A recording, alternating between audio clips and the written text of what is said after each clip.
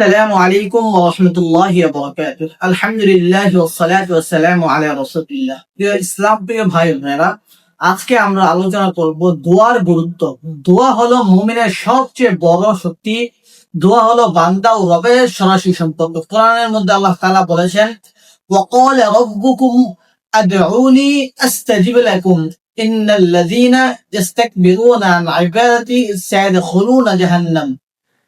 সূরা গাফির মধ্যে আছে, তোমার রব বলেছেন তোমরা আমাকে ডাকো, আমি তোমাদের দোয়া কবুল করব। আর যারা অহংকার করে আমার ইবাদত থেকে মুখ ফিরিয়ে নেবে তারা জাহান্নামে লাঞ্ছিত অবস্থায় প্রবেশ করবে। নাউযুবিল্লাহ।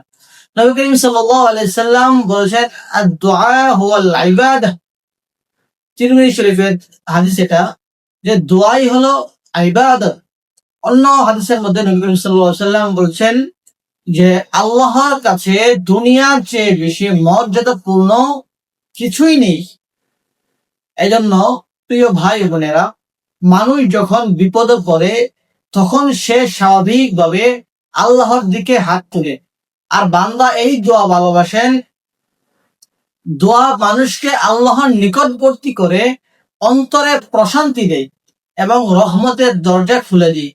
নবী করিম সাল্লাল্লাহু আলাইহি সাল্লাম তিরমিজি শরীফের মধ্যে বলেছেন যে যে ব্যক্তি আল্লাহর কাছে কিছু চায় না, আল্লাহ তার উপর রাগান্বিত হন।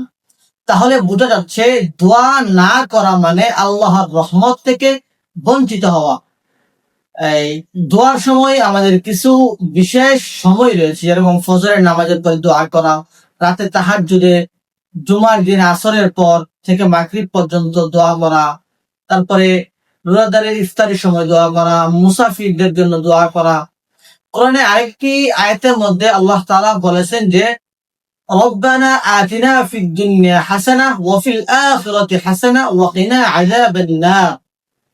যে হে আমাদের রব, আমাদের দুনিয়াতে কল্যাণ দাও, আখিরাতেও কল্যাণ দাও এবং আমাদেরকে জাহান্নামের আগুন থেকে রক্ষা করো। আমাদের করণীয় হলো যে আপনি ভাই হন, বোন হন, আমাদের উচিত প্রতিটি নামাজের পর আল্লাহর কাছে দোয়া করা। ছোট বড় সব প্রয়োজনে আল্লাহর কাছে চাওয়া। দোয়া করার সময় মনোযোগী হওয়া, অর্ধেক মনোভাব নিয়ে নয়। দোয়া কবুল না হলে হতাশ না হয়ে আবার দোয়া করা, কারণ আল্লাহ সবচেয়ে ভালো জানেন আমাদের জন্য কোন সময় কোন জিনিস উপকার। অতএব যত বেশি দোয়া করব, আল্লাহ তাআলা আমাদেরকে বেশি বেশি দোয়া করার তৌফিক দান করো এবং গুনাহ যেন আল্লাহ তাআলা মাফ করে দুনিয়া আখিরাতে কল্যাণ দান করেন। এই জন্য আমরা সবাই দোয়া করি আল্লাহ তাআলা আমাদেরকে যে কথাটুকু বললাম সেই কথা অনুযায়ী আমল করার তৌফিক দান করো। ওয়া আখিরু দাওয়ানা আনিল হামদুলিল্লাহি রাব্বিল আলামিন। আসসালামু আলাইকুম ওয়া রাহমাতুল্লাহি ওয়া বারাকাতুহু।